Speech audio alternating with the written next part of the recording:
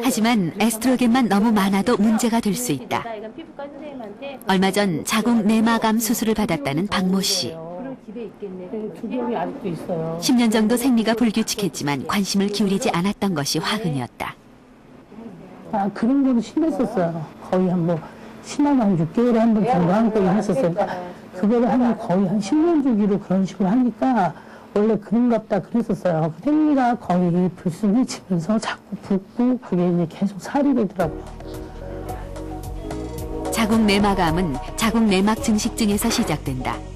자궁 내막이 비정상적으로 증식하다가 결국 암으로 발전한다. 정상인 경우 한 달에 한 번 생리를 통해 떨어져 나가야 하는 자궁 내막. 그러나 자궁 내막 증식증인 경우 자궁 속이 보이지 않을 정도로 자궁벽이 두꺼워져 있다. 이렇게 자궁벽을 비정상적으로 웃자라게 하는 것이 여성 호르몬 에스트로겐이다. 여성 호르몬 에스트로겐은 자궁 내막을 증식시키는 그런 호르몬이거든요. 그리고 황체 호르몬은 그 증식된 세포를 좀 더 수분도 많고 해서 분비기로 이렇게 하게 만들어서 결국은 월경으로 떨어져 나오게끔 일정한 기간 되면 그것이 한 달이든 또는 28이든. 근데 그 에스트로겐만 있고 황체 호르몬이 없으면 그 세포 조직이 증식만 되고 떨어져 나오질 못하기 때문에, 떨어져 나오지 못한다는 얘기는 세포가 자연적으로 사멸하게 되는 그런 과정을 겪지 못하기 때문에 계속 자라면 뭡니까? 암이 되는 거죠. 정상에서는 생리 주기에 따라 에스트로겐과 프로게스테론이 서로 많아졌다가 적어지기를 반복하면서 균형을 이룬다. 하지만 난포에서 난자가 배란이 되지 않으면 황체로 바뀌어야 할 난포가 그대로 쇠퇴하면서 자연히 프로게스테론은 만들어질 수 없게 된다. 결과적으로 체내에 과다해진 에스트로겐 때문에 자궁 내막 세포는 계속해서 증식해 나가는 것이다. 신체에서 혹은 과학적으로 증명된 내용 중에서 프로제스테론은 남자의 성숙과 배란을 주로 촉진하는 걸로 알려져 있는데 거기에 에스트로겐을 첨가하게 되면 남자의 성숙과 배란은 억제가 되게 됩니다.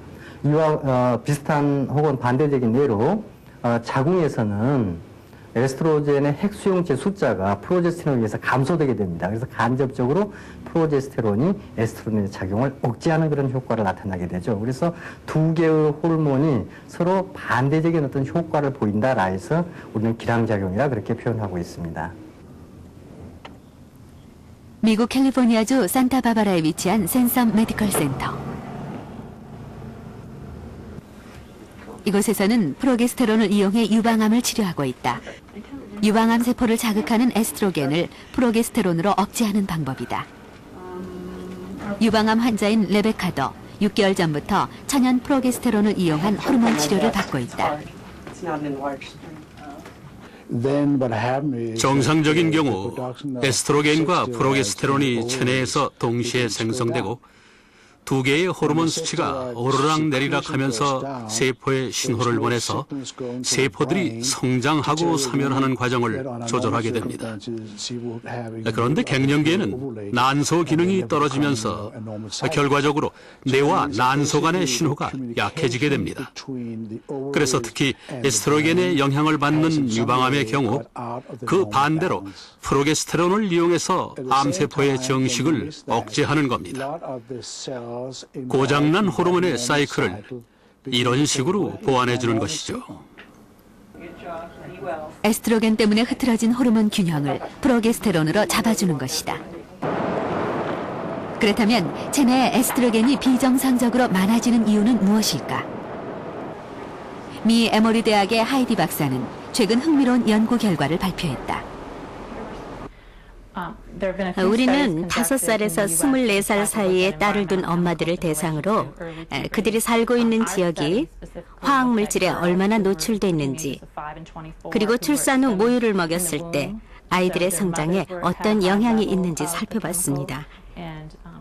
그 결과 화학물질에 많이 노출된 엄마의 아이들일수록 성적 발육 속도가 빠른 것으로 나타났습니다. 역학제에 발표된 연구 결과에 따르면 환경 호르몬이 많이 포함된 모유를 먹은 그룹의 여자아이들의 초경 연령이 11.6세로 그렇지 않은 그룹보다 1년 이상 빠른 것으로 나타났다. 이렇게 초경이 빨라진 이유는 무엇일까?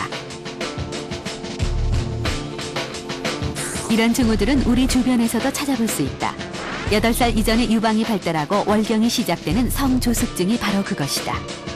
성조숙증의 이유는 특별한 원인이 없는 것이 대부분이지만 그 호르몬 검사를 해보면은 여성 호르몬이 정상 애들보다도 한 4-5배 이상 올라가 있고 또 뇌하수체에서 분비되는 난포 자극 호르몬이라든지 또는 황체 자극 호르몬들이 1 내지 한 2 이상 이렇게 수치가 높게 나타날 때 그것이 의해서 성조숙증이 온다.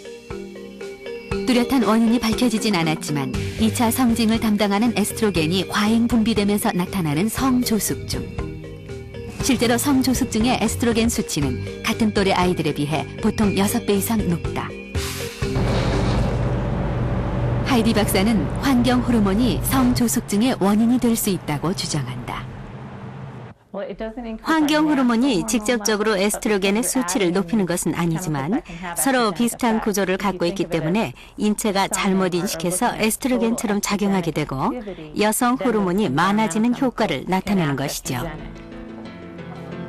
그 밖에 난소가 아닌 체내 지방 조직에서도 에스트로겐이 생성되기 때문에 비만과 고지방 식이도 주요 원인으로 꼽히고 있다. 또 출산율이 떨어지면서 여성 호르몬에 노출된 시간이 길어져 여성 호르몬의 영향을 받는 유방암이나 자궁 내막암의 발병률도 증가하기 때문이다.